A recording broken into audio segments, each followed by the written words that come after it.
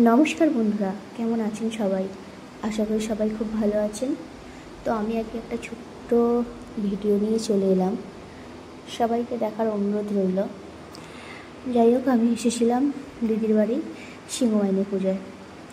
তো দিদির বাড়ি থেকে মায়ের মন্দির 2 মিনিটের পায়ে হেঁটে পর চলে এলাম মাকে দর্শন করতে।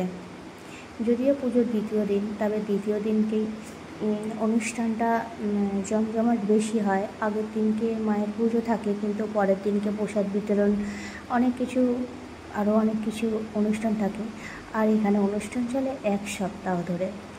আর এখানে চলছে মায়ের প্রসাদ বিতরণ করা। এখানে মায়ের দূর দূর থেকে লোকজন আসে মায়ের প্রসাদ গ্রহণ করার জন্য।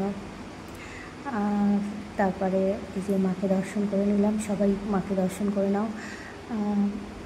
এখানে অনেকগুলো গ্রাম মিলে এই পুজোটা হয়, আমি শুনেছি 12টা গ্রাম জুড়ে। তো আরও অনেক দূর দূর থেকে মানুষজন আসে মায়ের প্রসাদ গ্রহণ করতে, মায়ের পুজো দেখতে। তো ওখানে প্রসাদ তৈরি হচ্ছে মায়ের 12-13 হাজার আর মালসা তৈরি হয়। যাই হোক, আমার দিদি আর আমি ভালো করে মাকে দর্শন করে এলাম। আর প্রচণ্ড ভিড় হয়েছে, দেখতে পাচ্ছেন। তো তারপর চলে গেলাম একটু মেলার দিকে। যদিও মেলায় আমার কিছু কেনাকাটা ছিল না, আর এখানে তো বলাই আছে কেনাকাটা ব্যক্তিগত, দেখাশোনা ফ্রি। তাই আমি ফ্রিতে একটু দেখাশোনাই করে নিলাম,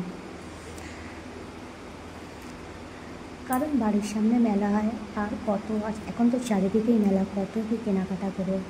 আর মেলা দেখে এসে তারপরে একটু খেয়ে নিলাম পাপড়ি চাট।